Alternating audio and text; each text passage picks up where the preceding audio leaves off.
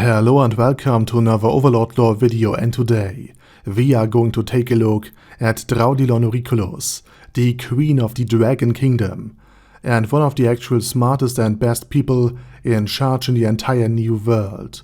But before we dive too deep into a specific lore, let me thank my Patreons for supporting this channel, as well as all users of the YouTube thanks function who made one-time donations. Now with that said, let's take a look at this map from Volume 9 after I added some borders, in order to get a rough idea where all of this is even taking place. And the Dragon Kingdom is close to the theocracy, but also to the border of the Beastman nation, which is off the map.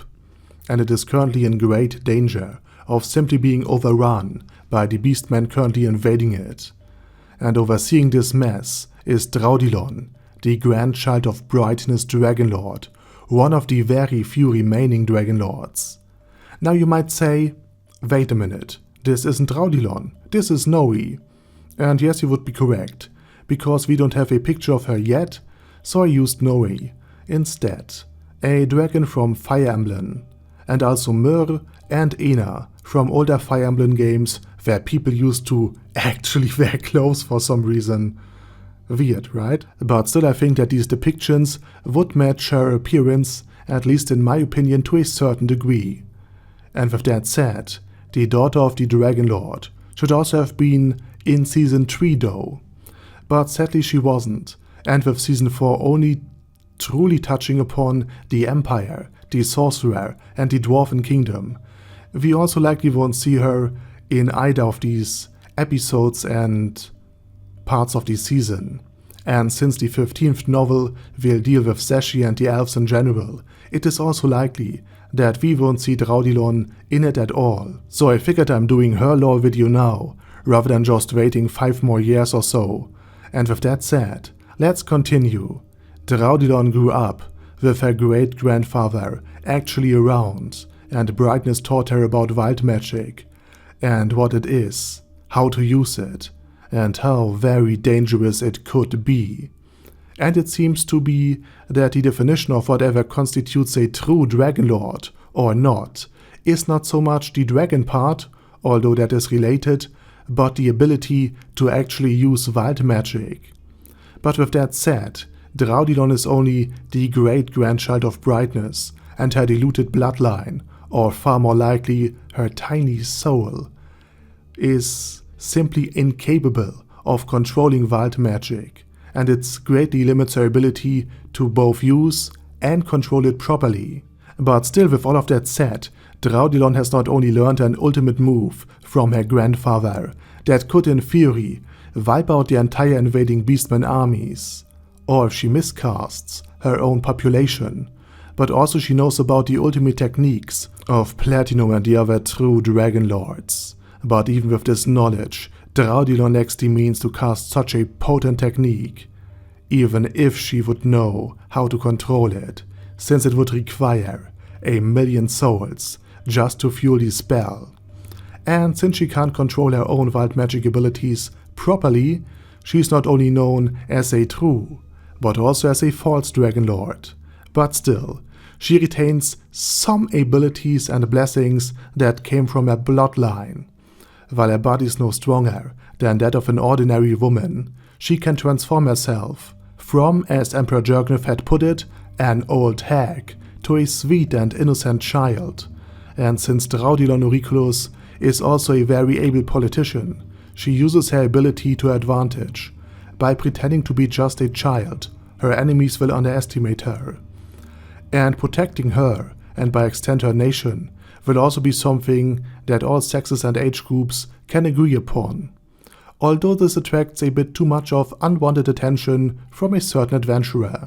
But the last thing Draudilon Oriculus in her dire situation is able to afford is domestic politics getting out of hand, and at worst, the court splitting into very hostile factions like it happened in the kingdom. In any way, Draudilon is also still very able to govern her nation, and to do so with more competence than Prince Zanek would, but also somewhat less than that of the Emperor Jergnef would have been, who by the way really dislikes her, if not as much as he does Renner, so this might become important. Now with that said, I'm not going to go over the potential use all of this intel has if Ainz could acquire it, for I already made a video about it. Link to it in the description. Instead I'm going to ask a very obvious question, but also one that nobody yet has seemed to think of. If Draudilon Oriculus is Brightness Dragonlord's great-granddaughter, then what has happened to her mother, her grandmother, and her great-grandmother, of whom at least two should be able to use wild magic?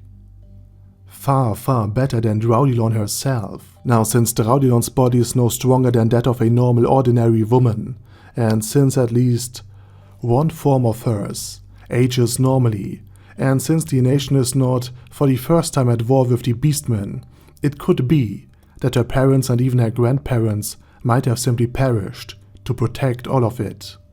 And only Draudilon now remains. Or perhaps they are out there, somewhere, or even still with Brightness. Also Brightness Dragonlord, despite teaching her in her youth, and despite likely also establishing the Dragon Kingdom in the turbulent period that followed the end of the evil gods 200 years ago, isn't there to help his great-granddaughter in her hour of need. Despite him being more than capable to utterly crush the Beastman nation. So, why is that? Maybe Draudilon's parents are still with Brightness, as well as her grandparents, since they are far more able to use wild magic than her. Or maybe the entire Dragon Kingdom was just something akin to the Arkland Council State, where New Worlders are also fought wild magic.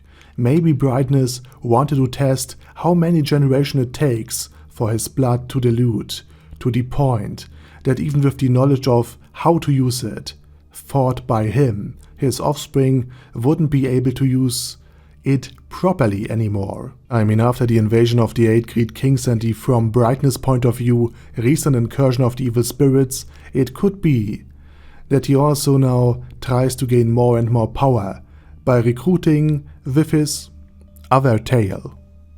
And he's just working out some kings or so. Though again, all of this is pure speculation, and for now, we simply have to wait and see what will happen if this particular plotline should continue in the future. And with that said, I say thank you very much for watching, and special thanks to Bedgar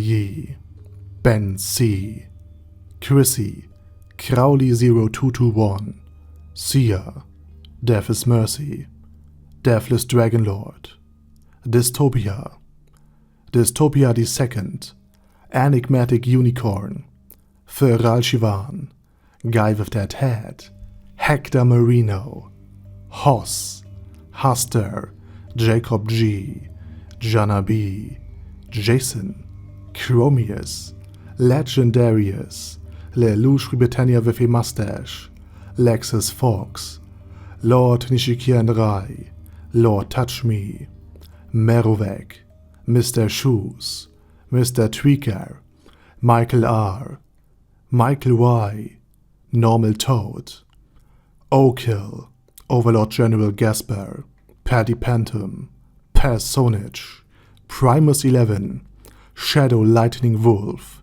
Shrine Keeper, Ted, Texas Deer, The Orc Warboss, Rock Ed Smasher, T.E. Wang, Vash Hawkeye, Vegito 27, Venture Fanatic, Wilhelm, and Zonegon. Thanks guys.